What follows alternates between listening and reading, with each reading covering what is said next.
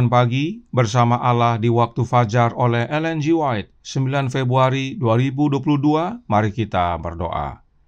Bapa kami yang di sorga, Allah pencipta langit dan bumi, laut dan segala isinya, Allah yang maha besar, maha kuasa, sumber segalanya, yang kami sembah selalu melalui anak-Mu yang tunggal, Yesus Kristus. Terpujilah Yesus, anak Allah yang maha tinggi, yang adalah satu-satunya jalan dan kebenaran dan hidup bagi kami. Pada pagi hari ini kami bersyukur boleh bangun dan berbakti, dan sebagaimana membaca dan mendengarkan nasihat firman-Mu, kiranya ini menjadi sukacita dan pembaharuan bagi masing-masing kami. Beserta kami sepanjang perbaktian ini, kehendak-Mu yang jadi. Ampun kami akan dosa dan salah, karena kami berdoa hanya dalam nama anak Allah yang tunggal, Yesus Kristus, yang adalah Tuhan dan Juru Selamat kami. Amin. Renungan hari ini akan dibacakan oleh Saudara Hasudungan Sidabutar. Kepada Saudara Sudung, kami persilahkan. Judul renungan pagi kita pada hari ini, tanggal 9 Februari tahun 2022 adalah Misi Kristus didorong oleh kasih Bapa. Ayat inti terdapat di dalam Yohanes 3 ayat 16. Karena begitu besar kasih Allah akan dunia ini, sehingga Ia telah mengaruniakan anaknya yang tunggal, supaya setiap orang yang percaya kepadanya tidak binasa, melainkan beroleh hidup yang kekal. Bahasa apa yang dapat secara tegas menyatakan kasih Allah bagi keluarga manusia, seperti yang diungkapkan oleh anugerah Putra Tunggalnya untuk penebusan kita, yang tidak bersalah menanggung hukuman dari yang bersalah. Testimonies jilid 8 halaman 208. Pernyataan kasih Allah kepada manusia berpusat di salib. Lidah tidak bisa menguraikannya, pena tidak bisa menggambarkannya, pikiran manusia tidak bisa memahami sepenuhnya. Memandang salib Kalvari, kita hanya dapat berkata, Tuhan begitu mengasihi dunia, sehingga Dia memberikan anaknya yang tunggal, sehingga barang siapa yang percaya kepadanya tidak akan binasa, tetapi memiliki hidup yang kekal. Kristus yang disalibkan karena dosa-dosa kita, Kristus yang bangkit dari kematian, Kristus yang naik ke tempat yang tinggi adalah ilmu keselamatan yang harus kita pelajari dan ajarkan. Inilah kebijaksanaan yang tak terbatas, kasih yang tidak terbatas, keadilan yang tidak terbatas, belas kasihan yang tidak terbatas, kedalaman, kekayaan baik dari hikmat dan pengetahuan tentang Tuhan. Testimonies jilid 8 halaman 287. Mengambil rupa seorang manusia, Kristus datang untuk menjadi satu dengan kemanusiaan, dan pada saat yang sama menyatakan Bapa surgawi kepada manusia yang berdosa. Testimonies jilid 8 halaman 286. Tema favorit Kristus adalah karakter Bapa dan kasih Allah yang berlimpah. Pengetahuan tentang Allah ini adalah pemberian Kristus sendiri kepada manusia, dan hadiah ini telah Dia berikan kepada umat-Nya untuk dikomunikasikan oleh mereka kepada dunia. Testimonies jilid 6 halaman 55. Orang muda telah dibeli dengan harga yang mahal, yakni darah anak Allah. Renungkanlah pengorbanan Bapa yang membiarkan anaknya untuk melakukan pengorbanan ini. Amanat kepada orang muda, halaman 18. Demikian bacaan renungan pagi kita hari ini. Terima kasih, Tuhan Yesus memberkati. Terima kasih atas penata layanan Saudara Sudung. Tuhan Yesus memberkati. Selamat pagi saudaraku dalam Tuhan. Tentang Allah Bapa dan anaknya, Roh Nubuat menjelaskan dalam Testimonies for the Church, volume 8, halaman 268, paragraf 3. Dikatakan, Allah adalah Bapanya Kristus. Kristus adalah anak Allah. Bagi Kristus telah diberi posisi yang agung. Dia telah dibuat menjadi setara dengan Bapa. Semua dewan Allah terbuka bagi putranya. Ini adalah kebenaran yang penting dipahami oleh umat-umat Allah yang percaya tulisan Roh Nubuat. Oleh karena Yesus adalah anak Allah yang sesungguhnya, maka kepada Yesus Allah Bapa berikan posisi agung, serta membuat Yesus menjadi setara dengan Bapa. Dengan ini, Yesus dapat hadir di dalam semua dewan musyawarah Allah. Dan salah satunya adalah yang berikut ini. Zakaria 6 ayat 12 dan 13 berbunyi, "Katakanlah kepadanya, beginilah firman Tuhan semesta alam. Inilah orang yang bernama Tunas. Ia akan bertunas dari tempatnya, dan ia akan mendirikan bait Tuhan. Dialah yang akan mendirikan bait Tuhan, dan dialah yang akan mendapat keagungan, dan akan duduk memerintah di atas tahtanya. Di sebelah kanannya akan ada seorang imam, dan permufakatan tentang damai akan ada di antara mereka berdua." Permufakatan tentang damai atau The Council of Peace adalah tentang rencana keselamatan, dan permufakatan tersebut hanya antara dua oknum saja, yaitu Tuhan semesta alam dan orang yang bernama Tunas. Kita sudah pelajari dari Alkitab dan Roh Nubuat bahwa Tuhan dalam huruf besar adalah Jehovah, yaitu Allah Bapa. Dan kita sudah pelajari bahwa orang yang bernama Tunas adalah Yesus Kristus. Jadi, permufakatan tentang damai atau penetapan rencana keselamatan hanyalah antara dua makhluk ilahi, yaitu Allah Bapa dan anaknya yang adalah Yesus Kristus. Dan anak Allah boleh hadir dalam rapat Bapanya karena Bapa telah beri anaknya posisi yang agung, dan karenanya telah menjadikan anaknya setara dengan Bapa. Apa yang terjadi dalam musyawarah tersebut? Mari kita baca Para Nabi dan Bapa jilid 1 halaman 55 paragraf 3. Di hadapan Bapa, ia telah memohon demi untuk orang-orang yang berdosa, sementara segenap sorga menunggu hasilnya dengan penuh perhatian yang dalam yang tidak dapat dilukiskan oleh kata-kata. Permusyawaratan yang bersifat rahasia itu berlangsung cukup lama. Musyawarah damai itu, Zakaria 6 ayat 13, bagi anak manusia yang telah berdosa itu. Rencana keselamatan telah digariskan sebelum penciptaan dunia ini, oleh sebab Kristus adalah anak domba yang tersembelih semenjak azas dunia ini. Wahyu 13 ayat 8. Jadi, dalam rapat Dewan Sorga itu, anak Allah memohon kepada Bapanya untuk menjadi korban pendamaian bagi manusia yang berdosa. Diskusi tersebut antara Bapa dan anaknya berlangsung lama.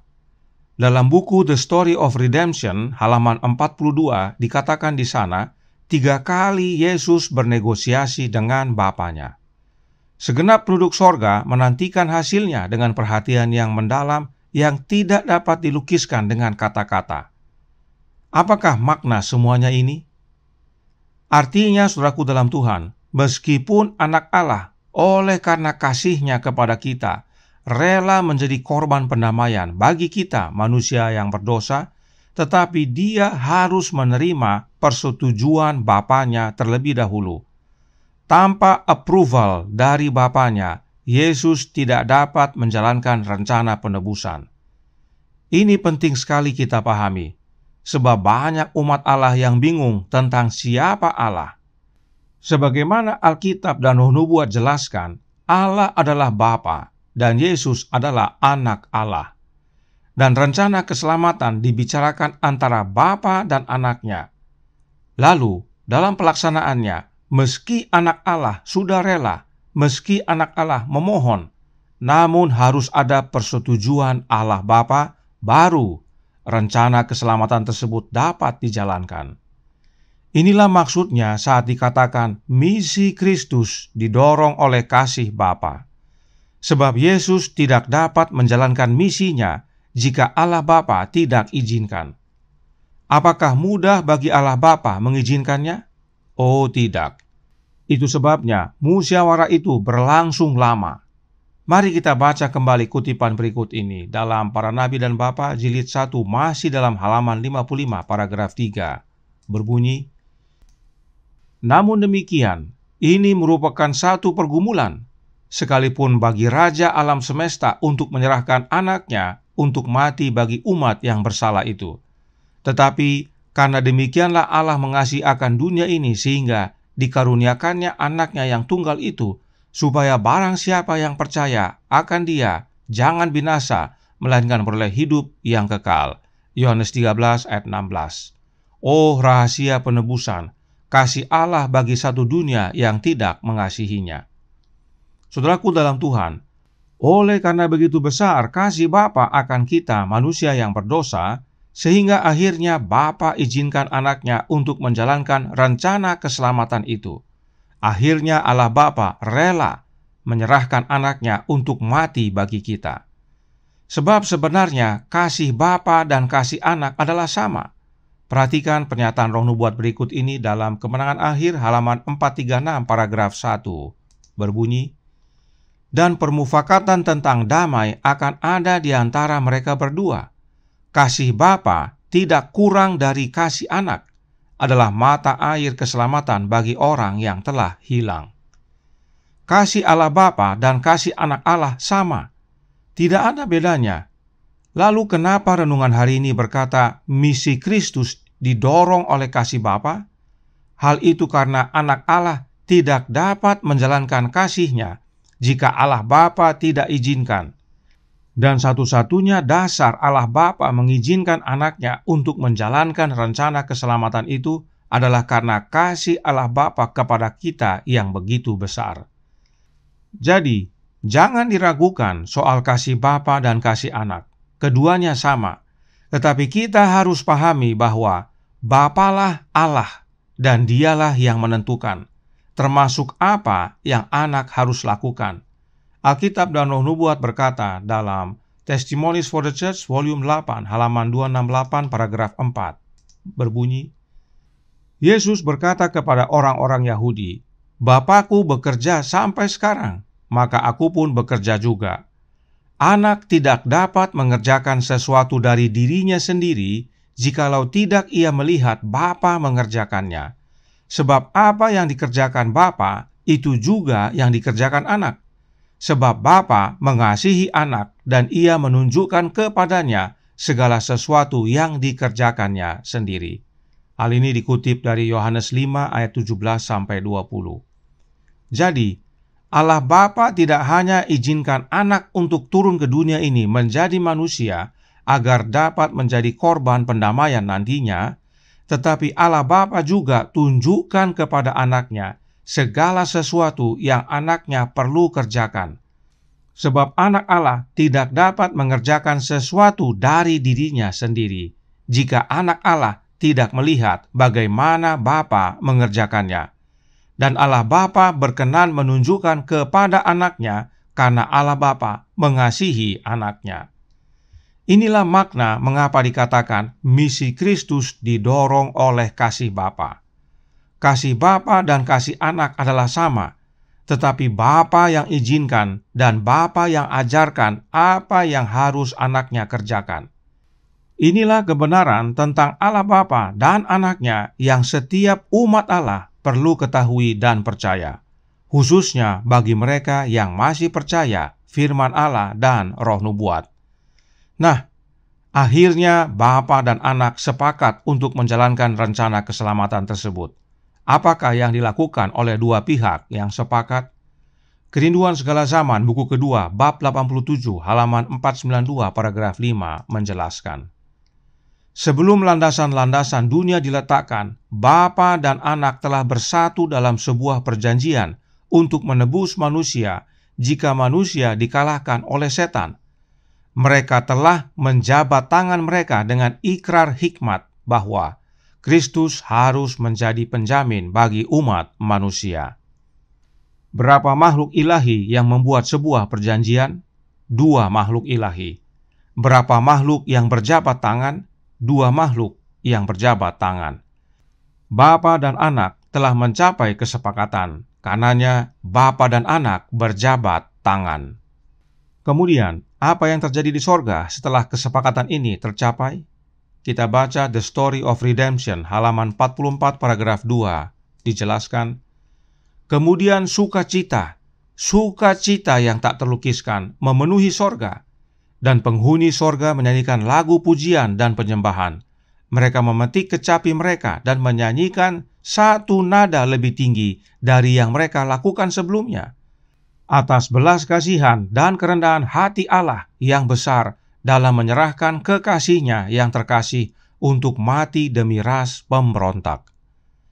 Setelah Allah Bapa dan anaknya mencapai kesepakatan bahwa anak Allah diizinkan untuk turun menjadi korban penebusan, dan bahwa hanya oleh kematian anak Allah maka manusia dapat ditebus dan setan serta maut dimusnahkan, maka seluruh penghuni sorga bersukacita. Begitu bersukacitanya mereka sampai-sampai saat mereka bernyanyi, para malaikat overtune. Mereka naikkan satu nada sebagai wujud sukacita mereka yang tak terlukiskan. Saudaraku dalam Tuhan, malaikat begitu bersukacita karena kesepakatan sudah terjadi. Terlebih lagi kita saat ini, kesepakatan tersebut sudah terlaksana dengan sukses. Kita sudah ditebus, setan dan kerajaan mautnya sudah musnah.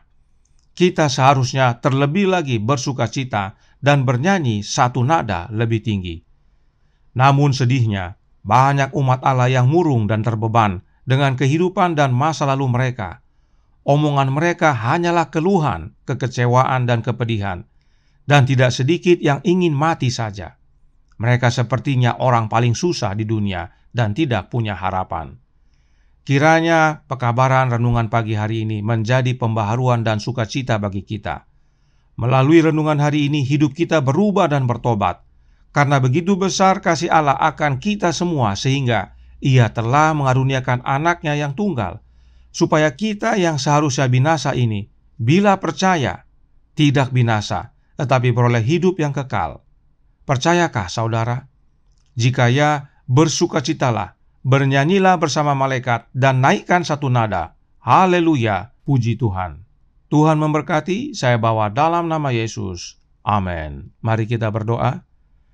Bapa kami yang di sorga, Allah pencipta langit dan bumi, laut dan segala isinya, Allah yang maha besar, maha kuasa, sumber segalanya, yang kami sembah selalu melalui anak-Mu yang tunggal, Yesus Kristus. Terima kasih atas pekabaran yang indah sekali pagi hari ini. Betapa bersukacitanya sorga saat Allah Bapa dan Anak sepakat untuk menjalankan rencana keselamatan. Bukan hal yang mudah bagi Bapa. Bapa harus merelakan anaknya untuk turun menjadi manusia dan mati bagi kami yang berdosa ini. Kiranya ini menjadi pembaharuan dan pertobatan serta sukacita bagi masing-masing kami, agar kami menjadi orang-orang yang hidup baru dalam Kristus. Menantikan akan kedatangannya yang tidak lama lagi, agar kami dapat berkumpul bersama Allah Bapa dan Anaknya, serta para malaikat. Beserta kami ya Tuhan sepanjang hari ini, kehendak-Mu yang jadi. Ampun kami akan dosa dan salah, karena kami berdoa hanya dalam nama Anak Allah yang tunggal, Yesus Kristus, yang adalah Tuhan dan Juru Selamat kami. Amin.